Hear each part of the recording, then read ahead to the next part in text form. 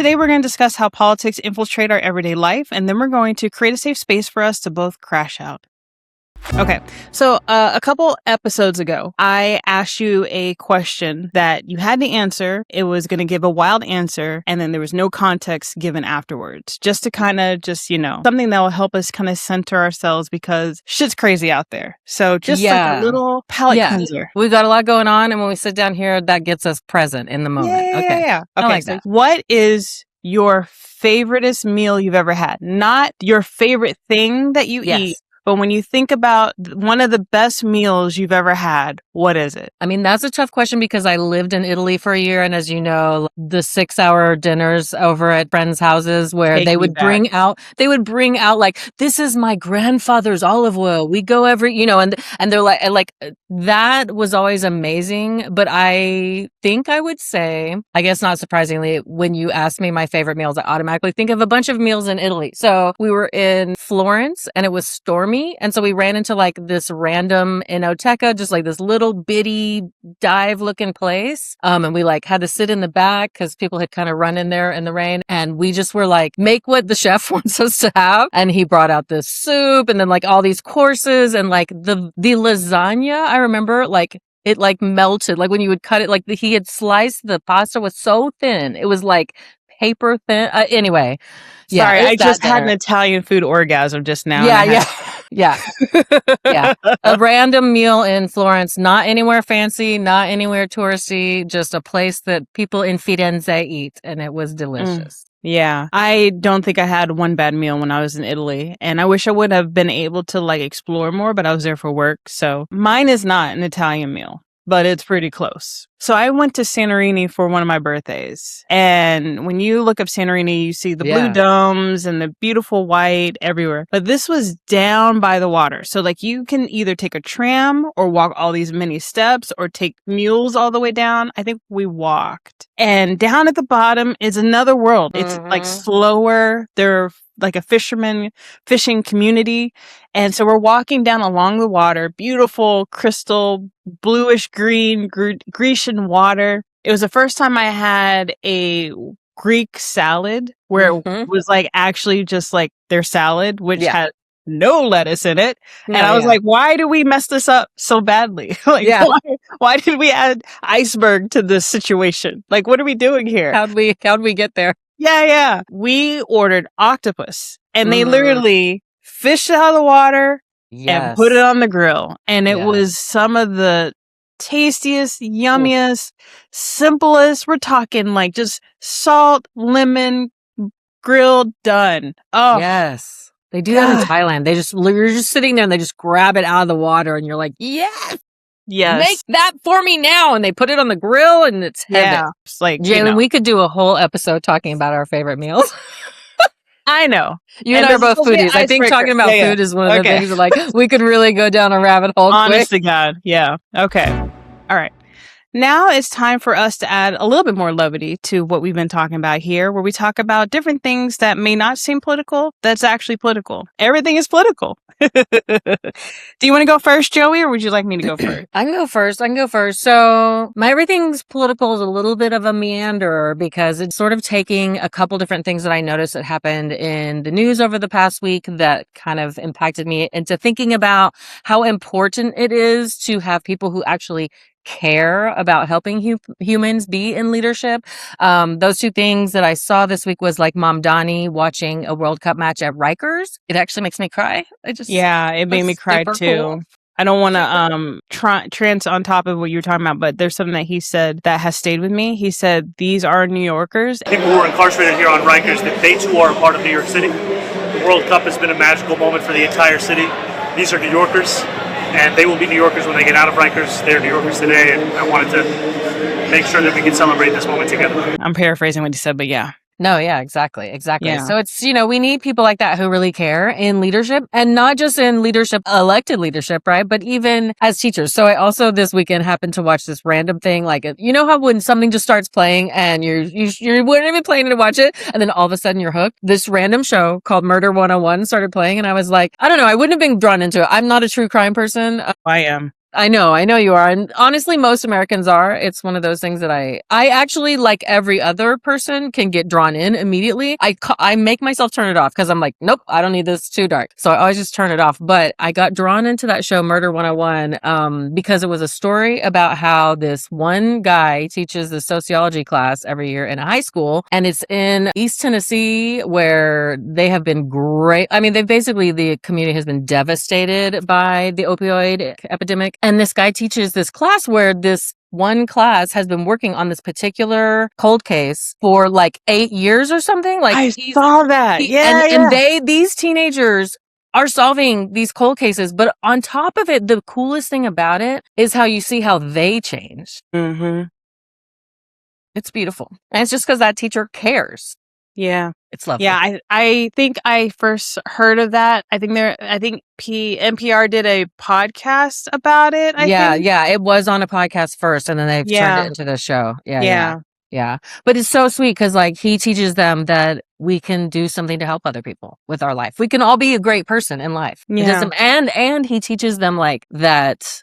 Whereas before, these victims were being called a, prostitute, whatever. They're like, this was a mother and a sister. Anyway. Yeah. Humanity. Girl, I know. We need our leaders to be people with humanity in their hearts. Yeah. It's like, I don't know, for whatever reason, there's always a conflation on you actually work for me. You're not, we keep calling them leaders, but they're not meant to lead us. They're meant to speak for us. They're meant to represent us. They're not meant to be our bosses. Like, right. Their salaries come from us. So by definition, I am your boss. And we talk about this all the time, where the allure of power kind of separates them from humanity, where it's like, right, they get outside of what the real world feels like to live in. Yeah. I mean, the fact that dozens of little girls died in Texas because of flooding, and that became a huge political fight, blows my mind. And it's like, how did we get so far from humanity that our focus is not on those little girls that were stuck in this flooding valley that everybody knew about? And it just became political ping pong. And I don't understand it. And we've already had more people die in that valley because those communities are GOP-led communities who literally, you've seen the video footage in their city council or county councils, whatever those meetings are, where they're discussing the free funding that was coming from the federal government to support, infrastructure so that they wouldn't have these dangerous. All the people on the council laugh about it. You can see this went on for years, laughing about it. They think it's funny that Biden was going to send them money. They're making fun of it as a solution. I mean, those people have all those dead girls on them, in my opinion. They have blood on their hands for sure. Yeah, I long for a day when all of our political representation has more humanity than it does now. And that's not something that gets laughed about. We see it all the time. It's so annoying. Sure. Yeah. Mine's gonna make me cry too. Uh-oh. Oh, let me get some props real quick. Okay. So, as we have discussed several times, we both like to travel. You are hardcore. I'm definitely a bougie traveler. I've never stepped foot in a hostel and never will. Never will. I'm not doing that. Yeah. The thing that keeps me away from the PCT trail is all the hostels that you have to exactly. I'll still stay in hostels. I love hostels. Hey, that's you, baby girl. I know. I struggle enough in this world as a Black woman in America. I'm good. Struggle no more. Thank you very much. No.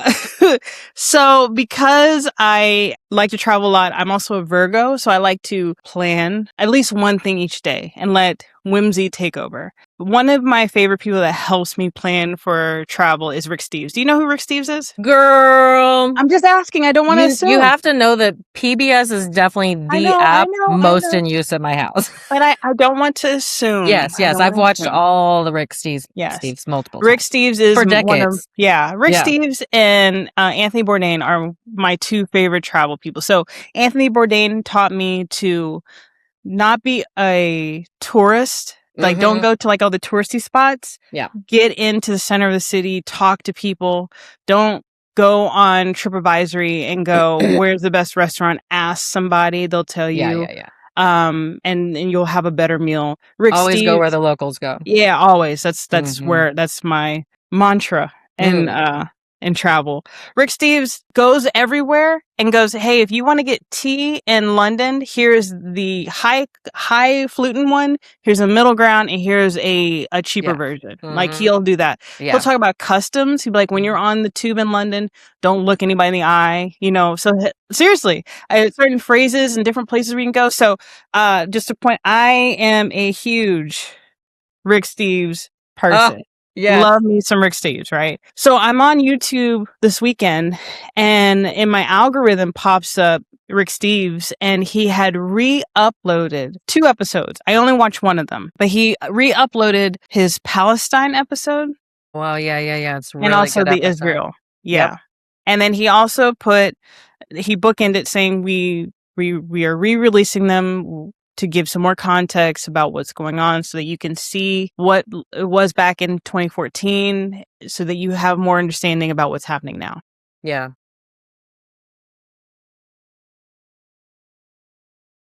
I watched the whole thing. I watched the whole Palestinian episode.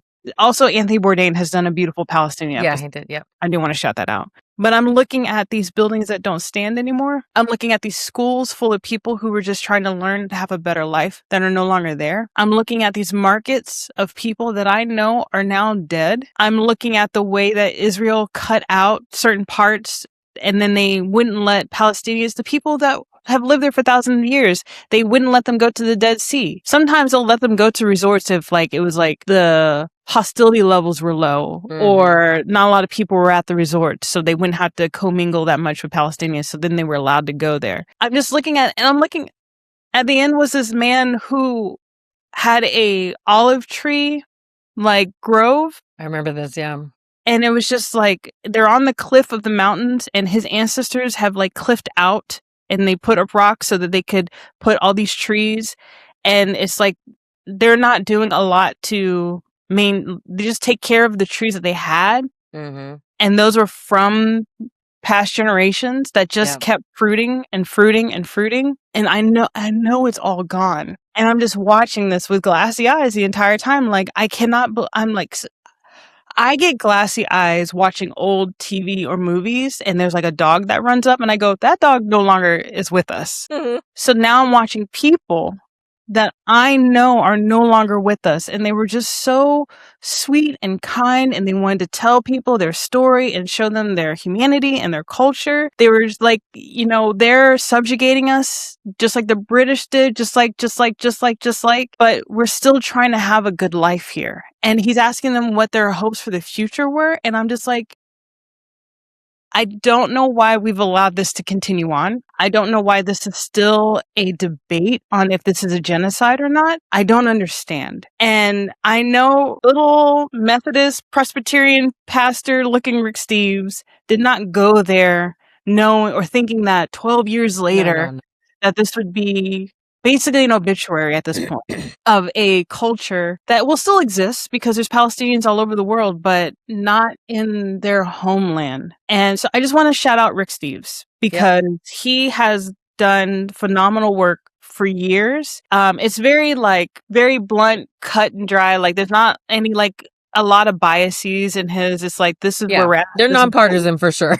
Yeah. And at a certain point I was like, I hope I don't hear about him being like a crazy Republican or something like that. Turns out Rick Steves is on the front line trying to get marijuana legalized. Like, I've seen him talk about that. Yep. Yeah, I was like, I did not understand your game, Rick Steves. And then them re-releasing again. I did not watch the Israel episode. I've seen that because one, I could not have watched it after watching the Palestinian one. Yeah, no, for sure. Yeah. So shout out to Rick Steves. Everything is political, especially travel, especially immersing yourselves in different cultures and learning about them, which is what I wish everybody would do. But I suggest everybody watch the Rick Steves Palestinian episode and the Anthony Bourdain episode, and then let's have a conversation. Here's my crash out. I need the governor of Kentucky to grow a pair. I need the governor of Kentucky to get on a plane. I used to live in Ohio. I know there are planes in Kentucky. I need you to get on a plane and fly to whatever hospital he is supposed to be at. Yeah. I need you to go see about him. I don't want to see any more press conference, press releases, social media videos. Well, they said this, they said that. You are his governor. He is serving at the behest of you and the constituents of Kentucky. And as of today, there is not a second senator of Kentucky that is there representing your citizens in the United States Senate. If you don't get your ass on a plane, ASAP Rocky, and barge through and see what the is going on. I am tired of seeing AI Photoshop old ass videos of this man looking 3 years younger than he was 2 days ago or whatever. I'm tired of hearing, well, somebody said that he wasn't with us anymore. Blah, blah, blah, blah, blah. I don't care. I don't care what people have said. I need you to what people say is not irrelevant. Anything. Go see about him now. Please grow a pair. Please. I mean, it's literally his job. It is his job. He's meant to have 2 working senators representing the people of Kentucky. And it's on his ass at this point because it's been too long and just sitting there. Do not wait until August 4th. Oh, no way. Not acceptable. I mean, he has to find he has to talk to him this week. It's not acceptable. Stop telling us about possible loopholes. Get your lawyers on the phone. Get your DA on the phone. Whomever. And figure this shit out because they are playing with you. They're playing with us. They are Weekend at Bernie's Part 3. Yep. Because there's basically right around 15 days and they are just going to try to let that go. Girl, the fact that they made 2 Weekend at Bernie's is hilarious. I know. And I think we all collectively forgot that there was. No, I didn't. Me either. Me either. Because I remember when the second one came out, I'm like, how? And it was way weirder. Of course, because it's been dead for a while. Anyways, go see about him. Andy, I don't want to hear another thing. Insane. Other than I went to the hospital, I looked at him, and now I am appointing somebody else to take his seat because he is not in a position to represent this state. And luckily, it is the midterms, and we will elect somebody else. But if they're going to do what they did in South Carolina, then we're going to do what we have to do in Kentucky. I don't care what the state has voted for to protect this old man's seat. I don't care. Go see about him. You done told him. Governor Beshear, get off your ass. We're done awaiting. I swear to God. Okay, thank you. The shortest crash out in Jalon's history. Thank you. Ashante. Okay, my crash out is liberals using AI. It has really taken off, this weird thing going on that I see a lot anytime I get on, I will say particularly Facebook, not surprisingly. But a lot of liberals I know, precinct chairs and stuff, are like, ooh, I can now make these crazy graphics all the time. I cannot begin to tell you, first of all, it's always stupid and there's incorrect information 100% of the time. Also, they will lie about who they are on it, which that's another whole thing. But just the flippancy of this is my tool now. I even saw a liberal say they went on and they were commenting in in Reform Dallas and they were like, I'm thinking of starting a Substack. And so I'm going to use AI. I'm going to create all this content. And what does everyone think about that? And everyone's in there going, oh, great idea. And I would just went in there and go, do not use AI. You will not make money on Substack. Period. So both of those things are just wrong and dumb. But the AI thing in particular, it's what do you think? You guys are just going to use this tool. This is so fun. Literally, we have no water. So I don't know. I just don't know I don't understand it as a thing of people just trying to normalize that it's not a big deal to use it. And let's all make our profile photos AI pictures of ourselves. No, let's not. Let's stop using AI for stupid shit like that. We don't need to. Just stop doing it. Period. End of story. Let's save the water. You already know how I feel about AI. My question, and I don't know if we can find somebody that will come and talk to us about this, but there's only a handful of AI tools and apps out there. Why do we keep building data centers? Okay, I'm glad you asked that because I actually went down a rabbit hole because you know Ooh. how I told you I was using this AI that I've been told like it's all green. No. Well, I myself was thinking about it and I was like, hold up, that doesn't make any sense because, you know, like let's say I'm on my phone here in Dallas, but if my provider is in Germany, I'm still on the local network, right? When you're logged in. So like if you're using AI here, even if you're using an AI tool based in Germany, the AI is getting used here. And so the data centers here are processing any AI we are using here. And so that's why the data centers are coming everywhere because like we're where corporations are based and corporations are using the AI and like everyone using the AI, it works sort of like in the way the internet networks do where it's like it's wherever it is. Like a satellite almost? Right, like that, yeah. But like me, if I was using Lumo, I've looked into it and there is no point. It's actually not like, just because I'm using a company that company has fully renewable. If I was in Germany, I could be on their network using their fully renewable data centers, but I can't here. I can't access those data centers here. There's not a way. So here, if you're using any AI in Texas, you are using data centers locally. I mean, again, you know how I feel about AI. I will say that anybody that is a millennial and up that has curated their workflow or whatever towards AI, thinking that they need to do that to stay relevant as the industry keeps growing and as younger people get into the workforce, the kids hate AI. We had a whole conversation about that this morning in the faculty room because they don't like, you mentioned the word AI, the kids are going to stab you. Like they are not down. They hate it. And we're talking specifically when it comes to art because like I do see some teachers or older people saying that kids are like, I'm expected to write a 10-page paper. And then the rest of us Gen X and millennials are like, I wrote a 20-page paper without reading the book. Like, yeah. And that was me just using all the words in my brain. And double spacing and really large font. And just going up. So you read this book. Tell me. Yeah, tell me some little nuggets. Little something that I could do. Like, are you? And then, so to that, I also say, I am heavily into AO3. Now, if you don't know what AO3 is, I'm not going to shock you when I tell you this. It is fan fiction about all kinds of shit.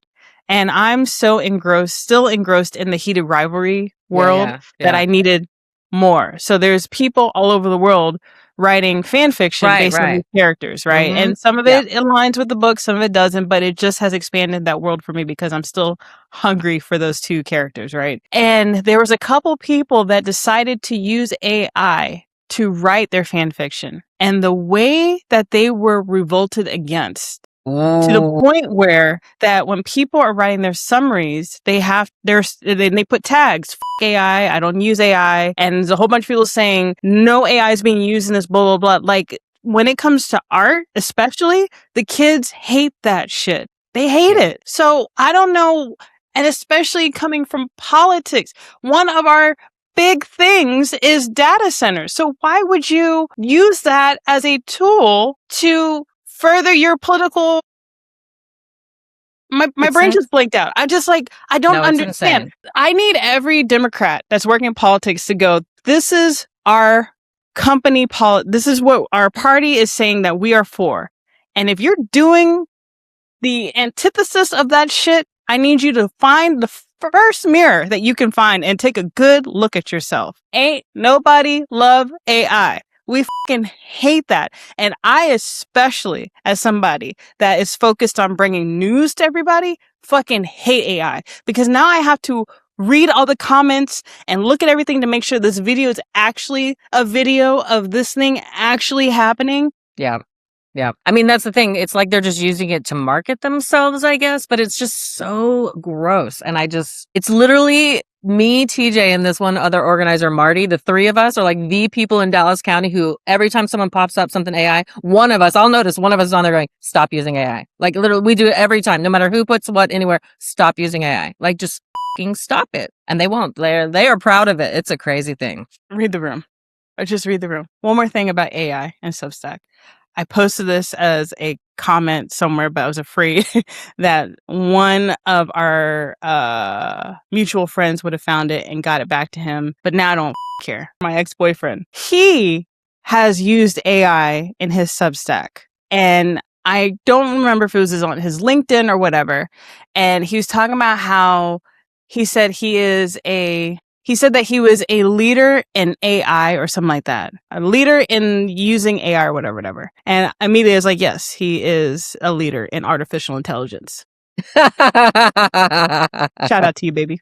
You can't get onto an app that is a blogging app where you're supposed to sit there and you're supposed to either write essays or long interviews where you're citing your sources, you're doing X, Y, and Z, and use AI. You can't do that. That is the antithesis of what Substack is supposed to be. I don't want to read what a robot thinks about humanity in America. I don't want to read what a robot has to say about whatever is happening. The art that we all love and respond to will always come from the purest depths of humanity. And the fact that Spotify has allowed AI music to be out there, the fact that I have to go in there and toggle off no AI, that we're always constantly thrown into it, forced upon it. It's like I have to opt out of it. Yeah. You are just forcing it on me. Drives me nuts. In fact, I go on Pinterest and say, no AI. I don't want to see AI.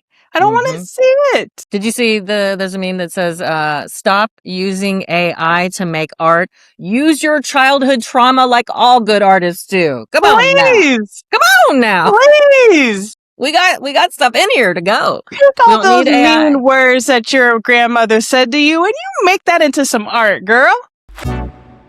All right, that's it for our show. Thanks for watching or listening. And if you would like to keep up with the news, we have a daily news brief where we talk about the biggest news stories of the day. Nothing too crazy, just enough to help you not look silly in your company Slack. And if you want to know what you can do in your communities, how to be an active participant in your local government, I put out a weekly newsletter called Organizer's Corner. And please subscribe to that because things are getting crazy. Like I've been saying, we got you guys covered on news and politics over here because I keep up with the news for you. And I keep up with the policy for you. And together we help you become smarter and more consistent voters. Talk to you guys soon. Bye.